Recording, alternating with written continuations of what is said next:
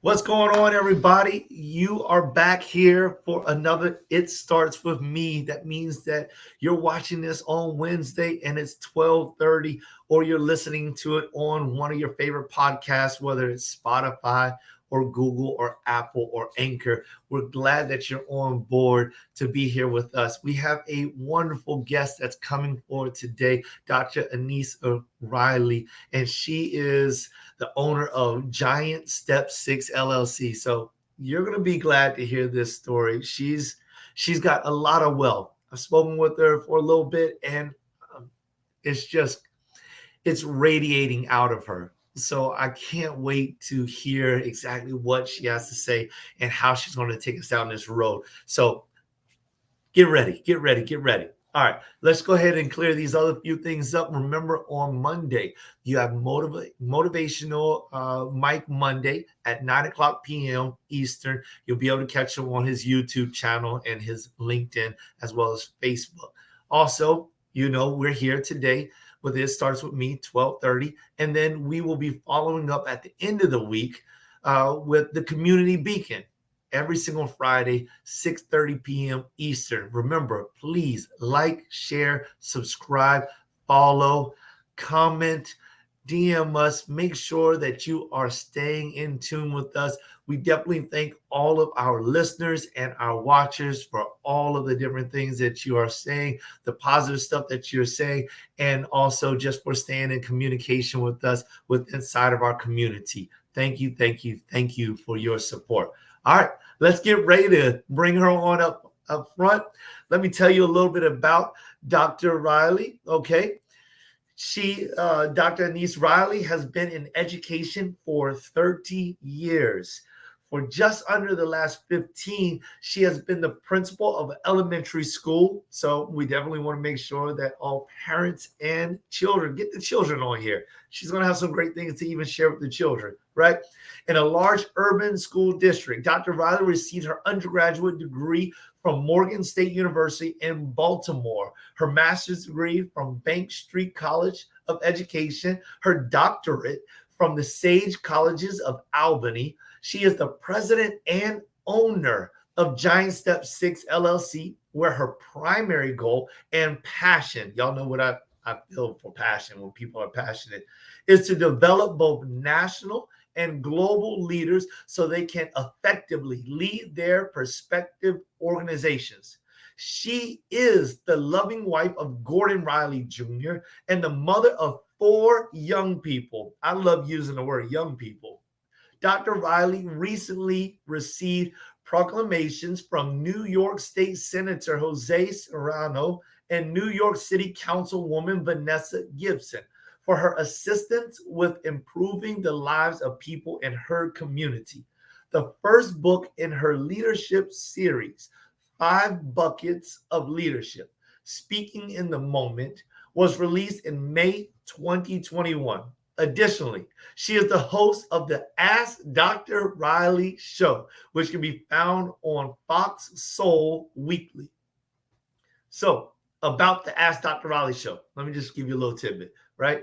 The Ask Dr. Raleigh Show is a 20 to 30 minute one-on-one session with young and mature women, and sometimes men, where they discuss the traumatic issues that are faced in the inner cities.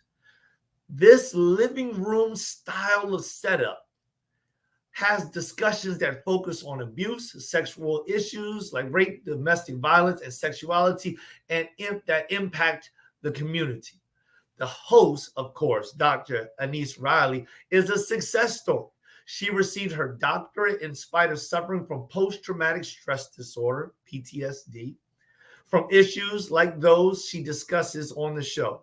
She has embraced the wounded healer archetype as described by psychologist Carl Jung. The Ask Dr. Raleigh Show is the first individual program for the OSG network scheduled to stream on Dame Dash Studios and on the Fox Soul, which you can find on Fox Soul now. All right. And so for more information, all you need to do is go to askdrreilly.com or visit the YouTube channel at youtube.com/askdrreilly. Without further ado, I bring to your front Dr. Anissa Reilly. Hello. Hi. How is it going? How has your week been so far? It's been going great. My week has been going well. I was listening to you read it and I was like, that's a lot of stuff. I was just like, oh, okay. Sometimes when you hear people read your bio, you're like, oh, yeah, oh, okay. But yeah, it's been going well. And how about you? I'm doing well. I'm doing well. I'm excited about having you on the show. It has been quite the morning. I was telling my executive assistant Anna, I was like, I feel like I've got like this fog going on, like this brain fog. You know, when you're working a whole lot and you finally get a little bit of rest, but even after you get rest, you're like up and running, but you just nice and lowly. So I feel like I'm in like this lowly but inspired mood right now. You're in that calm place. You're in that, what do they call it? That cultivating stage, that germination stage where you're like, I don't know what's going on, but something is happening. Invisible stuff is happening, but it's happening. That's it. That's it. That's exactly it. That's exactly it. And I can feel it. I've actually been feeling it for a few days. And so it's very interesting. So I'm just jotting down, journaling everything. I'm just exploring mind dump, putting everything down onto paper so that I can see exactly what's going on later on. And that's So good. now, I just wanted to say, I think that's good because some people, when they find themselves in those places, they may call it idle time because they don't really see anything happening. But if you are fully aware of, you feel it, they may not be tangible, then you got to do something. Brain dump, write it down, journal, talk to someone, speak into a recorder. But this time where you don't see anything happening is probably the most precious time. And as you said, when you go back and you look at it, you go, oh, that's what was happening. Okay. I love it. I love it. I normally give like the analogy of somebody watching a child grow, you know, going from crawling to walking. The parents generally notice every single thing that's going on, especially the first child. They want to be there for every first. But sometimes family members don't really notice because they're not in the household. So they show up one day and the baby is creeping, and then they come back another month or two later and the baby is crawling, and then they come back again and now the baby is standing and walking, and for them it's like mind blowing. But for those that actually take that time to focus on what is going on, they can see the work as it is happening. So I think that's powerful, right? Yes. Yeah. So tell me a little bit more about yourself, you know? To touch on something that you said in the bio, I am a mother of 4. People really like, you're a mother of 4. Yes, I started when I was 12. No, it's just that I've had the opportunity to be blessed with my grandmother's genes and still look young, even though chronologically some people may feel or think or call it older. But biologically, I have 2 children. Then my husband has 2, so I have 2 bonus babies. All right. And Bonus babies. yes, they're bonus babies because, society puts this, I think, negative connotation sometimes when you say step parent or stepchild, So for me, this is a bonus. It's a bonus to be somebody's mom. It's a bonus to have influence on somebody's life, on somebody's soul. So those are my bonus babies. And I call them young people, not simply because, yes, they are. My oldest is 28, the youngest is 22. But they're young people because they are still learning the ways of being an adult. They come up with the word adulting, right?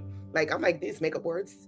when I turned 21, he was an adult. He wasn't an adult teen. You were just an adult, right? And so they're still young in their thinking, young in their maneuvering, young in their financial prowess.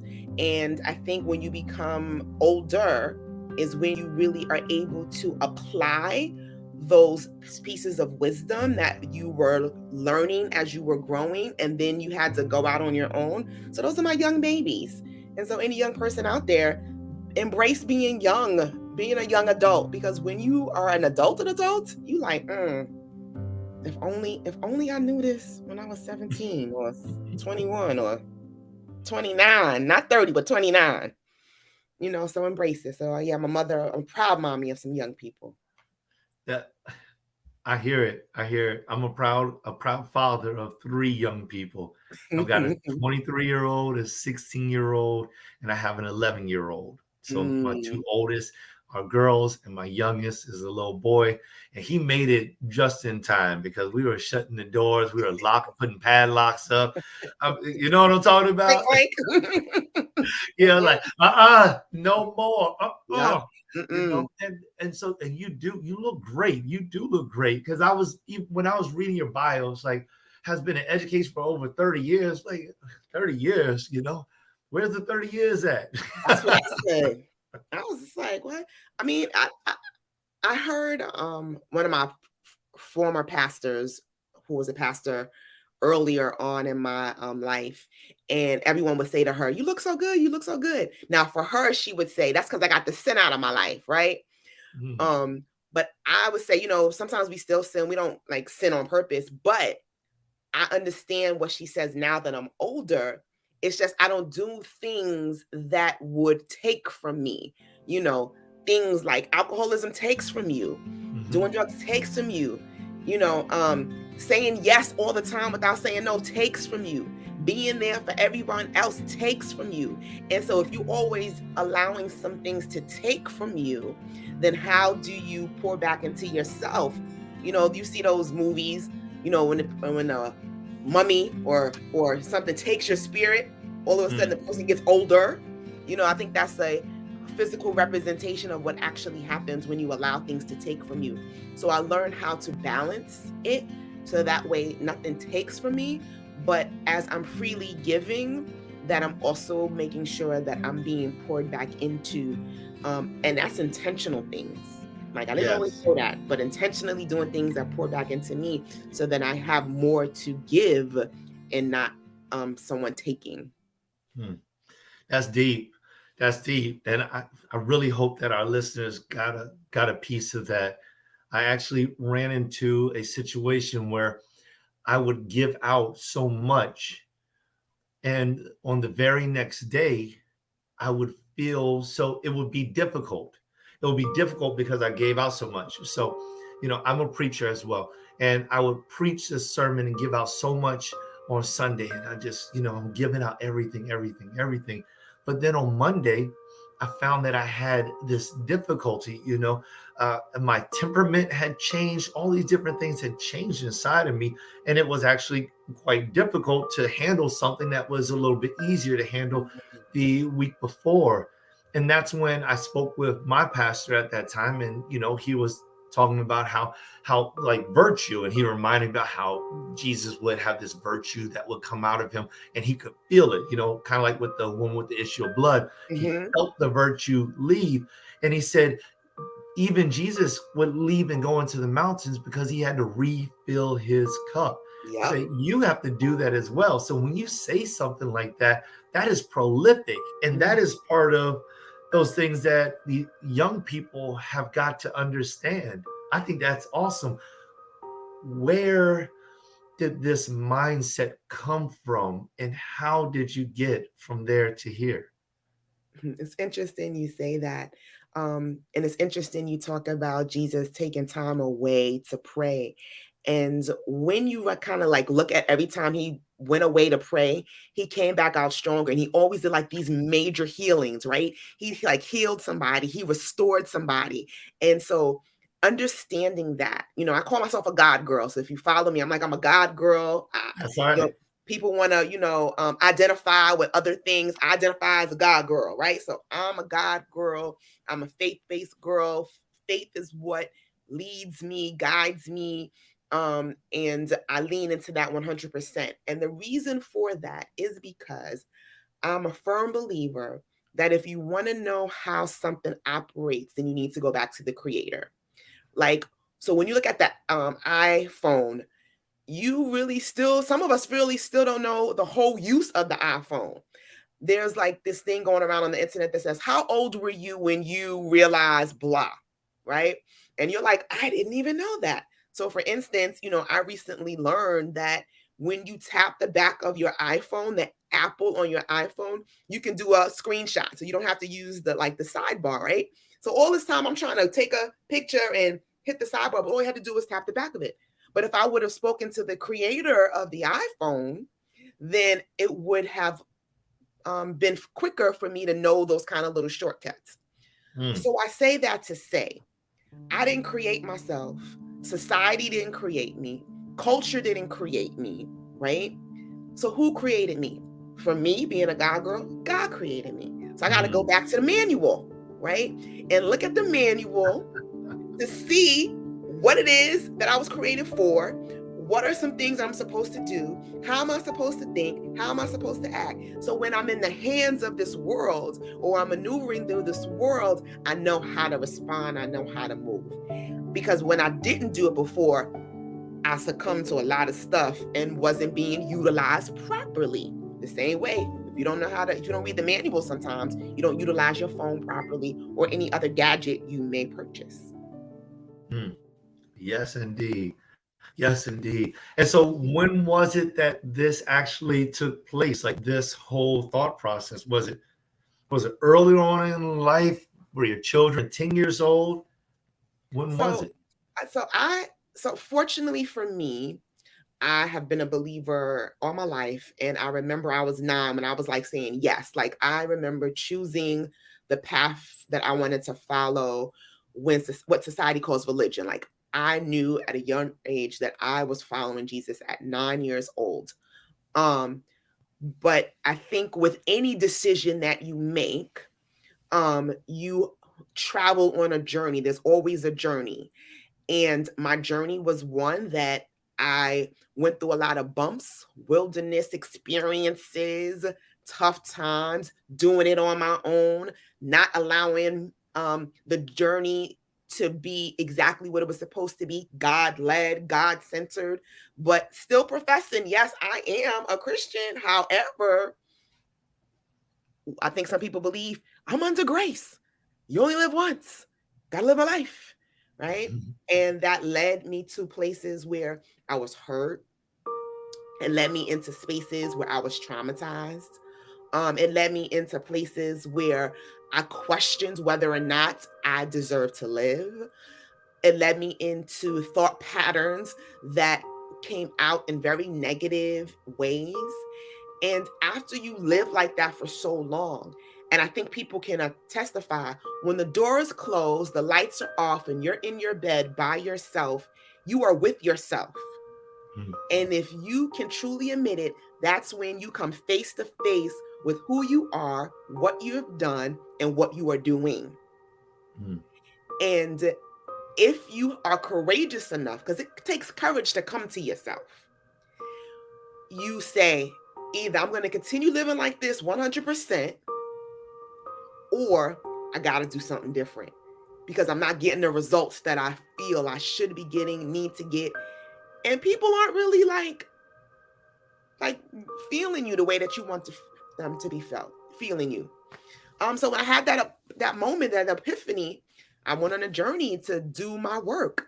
And it wasn't all Bible, what some people think it may be, but it was Bible with practicality. I read books on self-help. I read books on things that I was dealing, all the traumas that I was dealing with. I read books. I mean, I didn't go to therapy, but I recommend people going to therapy. For me, therapy just wasn't the route for me. But that doesn't mean that it isn't the route for someone else. But for me, I was just a reader, and I used to watch people, and I'm listened, and I'm very a disciplined person, and I'm an extremist. So if I'm gonna do something, I do it to the extreme. That may be a good thing. I don't know, but I do know that about myself. And now that I'm at this place on the other side, God was like, you were tested with trouble. Now it's time for you to help those who are in trouble, or help them get out of trouble, or help them not get into trouble. So that's it in a nutshell. I got you. I got you. I have a philosophy, and I teach this to my children, especially my little boy. But it's just real simple. And I heard a little bit about that. I heard a little piece of that when you were talking, because you say you read, watch, listen, and then later you say you do. Yeah. You begin to, formulate your action plan. And so I always tell him, I say, hey, listen, learn, do. That's what I need you to do. I need you to listen, to hear the instruction that I'm giving to you. Hear it. And then the next thing, after you hear it, after you listen to it, I need you to learn exactly what I'm saying. Learn, understand why this is important for you. And then I need you to go ahead and you need to act on it. You need to start working that thing out. And that's been one of the greatest things, because it's so simple that he never forgets it, And I hear that in what you're saying, because you were like, hey, I read, I watch, whether you're watching other people. Another thing that I found out is that you can learn a whole lot from somebody, a whole lot. You remember the old commercial, you can learn a lot from a dummy? Yeah. So they don't necessarily have to give you, everyone is not designed to give you the best information, but sometimes just watching them and learning what not to do can be very, very informative, and it can change your life. What do you think about that? I mean, but I think that goes back to your openness and willingness. People have been here before us. People have experienced things before us. And I'll give you this story. I remember when, because I used to be a tomboy, right? And I don't think there's anything wrong with being a tomboy. That was just the term that I was used when I was growing up, right? And I was dressed very masculine. I would wear baggy pants, scully hats, bubble jackets. And when my life started to make this transformation, as far as women's clothing, I really didn't find a balance, because either I was very baggy in my clothing or I was very skimpy in my outfits, right? So there was this two extreme. Like I said, I was very extreme, but not really finding a balance. So I remember I was like, all right, how am I going to do this? Because I didn't have a stylist, couldn't afford one, right? The magazines, I was like, I don't really like magazines. Okay. But I remember I would start to look at people on the street and say, how is she dressed? Oh, I like this. Or I would go into a store and I remember this one lady, she probably thought I was a stalker, but I was stalking her. But and whatever she picked up off the rack, I picked up like my size, the same outfit, right? Because I wasn't fully in that space of really knowing one would look good on me and still made me feel sexy and beautiful. And so because I wasn't well versed in that area, what other way to do it but to watch people? So I say that to say, find people who are already in that space where you want to be, and let them mentor you, whether it's from afar or up close and personal. And when they start mentoring you, don't be so closed-minded that you say, no, I still want to do it this way. Well, if that's the case, why are you working with them? But you have to be open. And the Bible talks about the older women teaching the younger women, right? It talks about that. And so we as older women have to understand our place, but younger women also have to understand the wisdom that you can glean from those of us who've been here before, who've done it, who know where to step, who know where the traps are, and who knows, that guy that got that one tooth, he ain't all that cute, because I've seen that before, just on a different face. Lay it on out there, all right? You started to remind me of the Book of Ruth. I've seen him before, honey. Yeah. So I mean, and for you, I guess I still want to find like the origin, right? I mean, because that was part of what you were saying. Go back to the creator, and I want to know, the origin of this thought process. When it was, was it right then when you were 9? But it sounds like in 9, that was the development of this. But what was it? Was it in that wilderness experience, I guess it was that wilderness experience, something happened that woke you up. What was it that happened? So, I mean, I don't think it was one specific thing. I Mm. think it was a series All right. of events. It was a series of events. One event I do remember is when my daughter, she was a teenager, and she asked me for relationship advice. And as I was preparing to give her some relationship advice, I stopped and realized that up until that moment, I hadn't had a successful relationship. And so in my thought process, I'm like, well, how can I give you relationship advice if I haven't had a successful relationship? So I was very vulnerable and I told her, baby, I can't tell you what to do, but I can tell you what not to do. Mm. And that conversation replayed in my mind. And I'm just like, okay, well, I need to figure out how to get into a successful relationship if I desire to be married. Right. I also remember a moment when I was in a relationship and it turns really bad because it was a domestic violence situation. And fortunately for me, I didn't trend towards the statistics where I lost my life, but it was trending there quickly. And we did find ourselves in a place where one of us wasn't coming out alive, namely me. And my daughter was a witness to that. And so like those are two major events that my daughter was a witness to regarding me. And I was just like, okay, something not right, right? Something's not right. And then you fast forward it, I said, I'm getting older and I know what's inside of me and I see the vision for my life, but it's not trending there. I'm the constant. I'm the constant. And when I came to terms with the fact that I was the constant, then the only thing to do is to change the constant, right?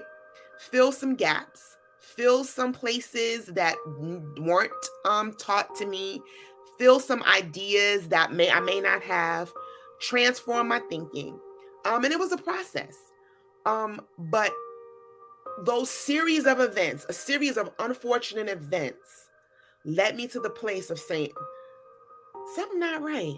And I got to work on me. As much as I was doing big things, as much as by society standards, I look great.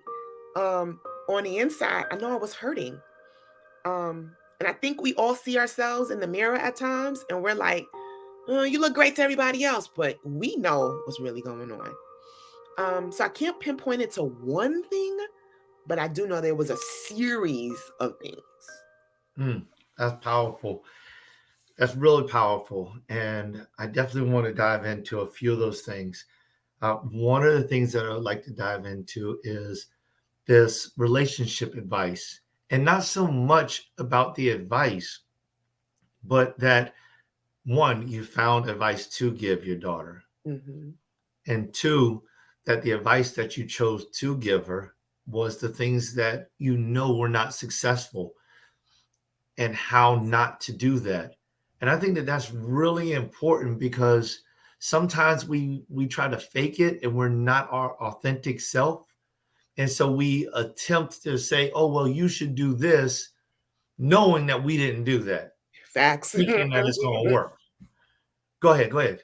No, I just said that is very, very true. And I think sometimes we as parents have this thought process that we want to be all and do all for our children. And we set ourselves up to be the answer for our children. And I think it does them a disservice on several accounts. The first is that they will continue to run to you instead of God for the answer. That's number one. And then number two, if you find yourself giving advice and it doesn't pan out the way that it claims it should, then you lose your credibility with your children, and it implicitly does damage to the relationship, and you lose that bond that you are fighting so hard to gain. And so I think when you are authentic with your children, when you are vulnerable with your children, when you tell them, I don't know, that will garner the respect, the care, the bond that you want to have organically and intentionally, right? And they will hear your voice more, and they will listen to your voice more. And so I just knew that I couldn't tell her at that moment anything, because anything that could make it right, because I didn't know.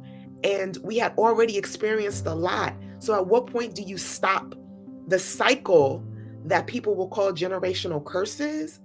Um, because I think generational curses are wrapped up into doing what you always know, even when you know it doesn't work. Mm. Right? And so if you see Big Mama doing it and it wasn't successful, then you see Mama doing it and it wasn't successful, and then you do it, then what do you think is going to happen? It's not going to be successful. It's not going to be successful. But you have to see that and acknowledge that. And even though Big Mama and Mama may tell you this is the way we always done it, who's going to be the one to be courageous enough to say, Mm. I understand this is the way that we've always done it, but I want something different because I want a different outcome. So then those relatives that I'm never going to see will be able to experience something different. And I think that's what happened to me. I just wanted something different. And although I had great women to teach me, their outcome wasn't the outcome that I wanted. That's it. And my daughter needed a different outcome too. Mm. Okay, so that's powerful, awesome. As a matter of fact, real good. I think that that realization right there is important for young people. Mm-hmm. Realizing that, and this is what I mean by the realization, that mama or dad don't necessarily have every single answer, that they too are still looking for some of these answers, that they too are growing, because it sets young people up with this realization that just because they turn however old mom or dad is doesn't necessarily mean that they're going to have it all together also. Mm-hmm. So they don't start moving their life into this false sense that everything's going to be all right, because it isn't always all right simply because you got to make it right. And I Yeah. think that that's powerful, that you were able to express that, see that, feel that, and deliver that. While you were saying that, you also began to go into the next thing that I wanted to discuss, and that's that self-awareness. You know, everybody doesn't take a look in the mirror, and when they do, sometimes they lie to themselves. Mm-hmm. That's one of the messages that I've always passed on, is there's two people that you never want to lie to. And it doesn't mean that you lie to anyone else. Mm-hmm. I don't condone that. But you don't lie to yourself, because if you lie to yourself, you'll eventually believe it. Yeah. And if you believe it, then you won't ever be able to change. Mm-hmm. And you don't lie to God, Mm-hmm. because when it all comes down to it and you have no one else to turn to, he's the only one who's got like all the power. Yeah.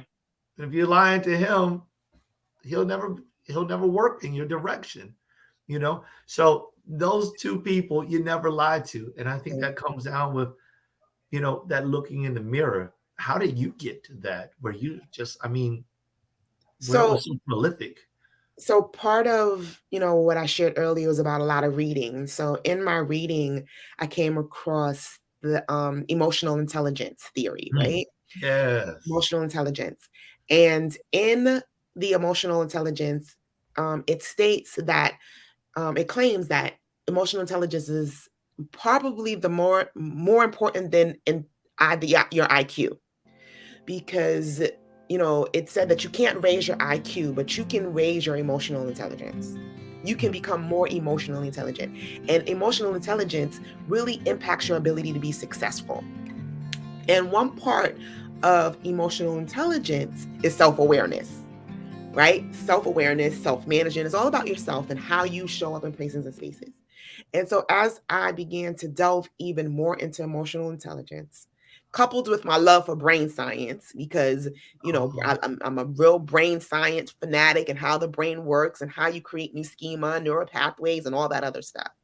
But with the emotional intelligence, when you understand the facets of it and you understand that self-awareness is a part of it, you begin to start looking at yourself. It's like the analogy, you want to buy a car. So let's say you want to buy a red car. And before you wanted to buy this red car, you didn't see any red cars on the highway. And now that you want to buy this red car, all you start seeing is red car. There's my car. There's my car. There's my car. You didn't see it before. But because you are now focused on it, it is something that you want, it's something that you desire, all of a sudden it comes clear into your focus. So that's the same way with perspective. When you start working on yourself, you start seeing things. So when you start working on your emotional intelligence, you begin to become hyper aware of those facets. Your social awareness, your relationship management, your self-awareness. You begin to see that and you start going, oh, yeah, it is me. Oh, yeah, I do get angry like people say. Oh, I do. Because before you didn't see it that way. No one had a mirror. But when you do your work, your mirror kind of comes into view and you begin to see yourself. So that was one of the things that helped me begin to see this and become aware, and then adding on tools so that way I can reshape and reframe the way in which I participate in places and spaces with people. Yes, indeed. Yes, indeed. So through your reading, because one of the things we love to do, or I believe that individuals should do, is when you gain this understanding, you should seek wise counsel. Yeah. You should definitely go and find somebody who knows how to do it better than you know how to do it. And I love the way that you have shaped that thought process, because you took it out of just the simple context of just finding an individual, and you went to, find that individual, whether it's from close or from far, or find that book and do the research and all these different avenues to reach the same result. And I love that. So if emotional intelligence really does impact your ability to be successful, as well as just your ability to really be and to understand the being that you are, do you think that this same perspective, or that a different perspective, can be used or is being used by an individual that is also bringing about negative results in their life? And what I mean by that is that it always happens to me attitude. Yeah, I mean, so, you said, I told you one of my other loves is brain science, right? And so trauma affects your brain, and trauma really impacts the way in which you respond and move. They did a study on military personnel when they returned from war. And some of us may know that oftentimes a person who was in the military who was in a war, they have been affected. And when they hear loud sounds, they sometimes revert back to being in a war. They may react like somebody's coming to get us, or there's shooting going on, right? And you weren't at the war, and you knew that that was the car that backfired, or that was the firecracks going off. However, because of their experience, the brain has stamped on them that these loud sounds require you to go into survival mode. And so that's how it has been imprinted. So when you become aware of that, then you can begin to undo that. So I'm using that analogy to say, so those individuals who have negative experiences and they respond with, it always happens to me, it probably has since they were little. It probably has been their experience that they were the last one to get the ice cream, right? So they were in a house full of brothers and sisters, and they were the youngest, and it just so happened that their parents were like, the oldest goes first, or daddy gets the big piece of chicken, right? And so the way in which their brain received that information was, you are undeserving. You always get the last. You're not deserving of the best because you will always get the least. And that is how they've begun to get conditioned.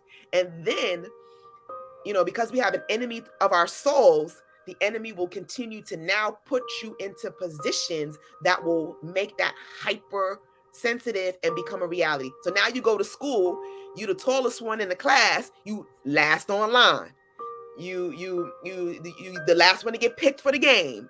You didn't get chosen to do the presentation.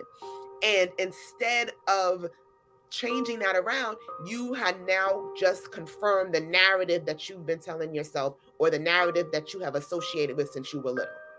And so as you get older, if you don't become self-aware, if you don't grow your emotional intelligence, then you will be stuck in that place of it always happens to me. And if you get around people who help that narrative, it will always be, it always happens to me. And if you want to live differently, then you have to do something different so that it could stop only happening to you. And then you can start happening to be in those spaces where you know in your heart you deserve. Powerful. That was impactful. Bravo. Bravo.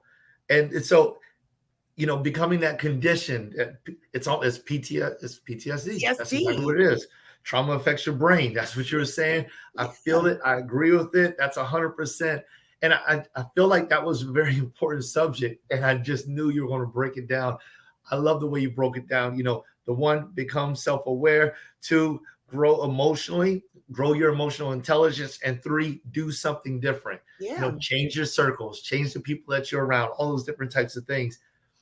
Here's the third question. I know that we're coming up on our time. So the third piece was the self-maintenance, the self-acceptance, the reality piece. Can you dive in a little bit more about that and how that has affected you, and what you could just tell me what you would give to a young person about this self-acceptance of reality and how to keep it? So the first thing is, give yourself grace, laugh at yourself, give yourself permission to mess up. Like, don't hold yourself to this perfect scenario, but just know that it is a process and you should always be progressing. You shouldn't be the same way you were last week or yesterday. You shouldn't be the same way you were last month, last year, or 5 years from now. Because we do know people who were on the corner in 2000, and here we are in 2020, and Ray Ray's still on the corner. Now, you don't want to be Ray Ray.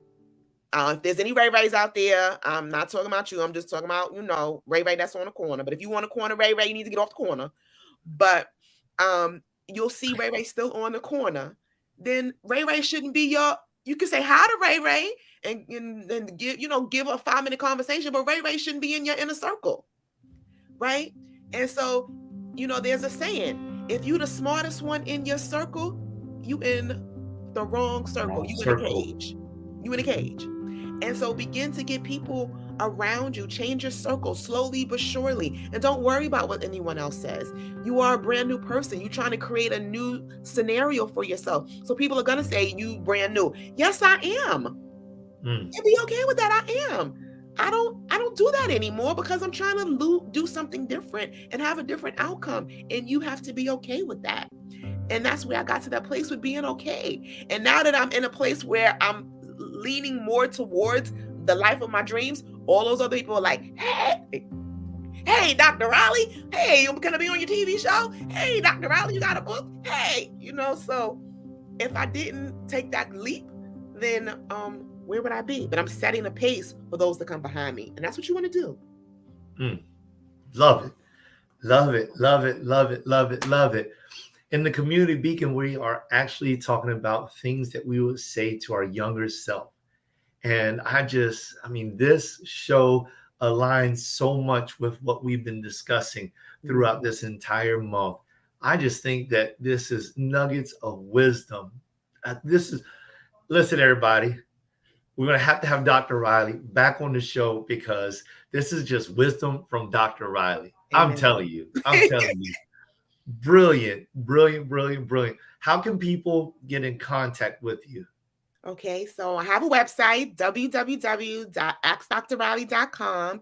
You can go there, work with me. I'm able to be a speaker to share some more nuggets of wisdom. These are things that I've learned over my years that God has allowed me to share. You could check my IG page and the link in the bio, but the best way is to go to my website. All right. And what is there anything last comment that you'd like to leave with the audience? The last comment is just I know someone who says this, and I'm going to borrow it from her. Everything is right about you. No matter what you are doing, no matter what you've done, no matter your flaws, no matter what anybody else says, everything is right about you. From your quirky eyes to your crooked nose to your skin color to your hair texture. It was designed by God because you have something to do that only those characteristics, though that phenotype, that intelligence can influence. And so just remember, when you don't think you are, just remember everything is right about you. Beautiful. Beautiful. Thank you, Dr. Reilly. I really do appreciate you. God bless you. Thank you so much. Thank you. Listen, y'all, Dr. Reilly, she is amazing. You all have got to go to her website. You've got to check her out. You got to get on her IG page. You got to hit that. You have to subscribe. You have to follow. You have to love. You have to like, because she's giving out this type of wisdom all the time. I can feel it. I just love it. I'm so glad that I had the opportunity to meet her. Listen, when you are seeking out your self-awareness, you have to become self-aware. You have to grow your emotional intelligence. You have to do something different. If you're the smartest person in the circle, you all have heard me say something similar to this: change your circles. And her last words, everything is right about you. That is powerful all in itself. Change your mindset. Start off with that affirmation. Take that one home and say it every single day. Say it multiple times throughout the day.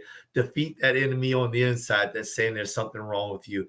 I love it. Just remember, as much as it starts with you, it starts with me. Peace.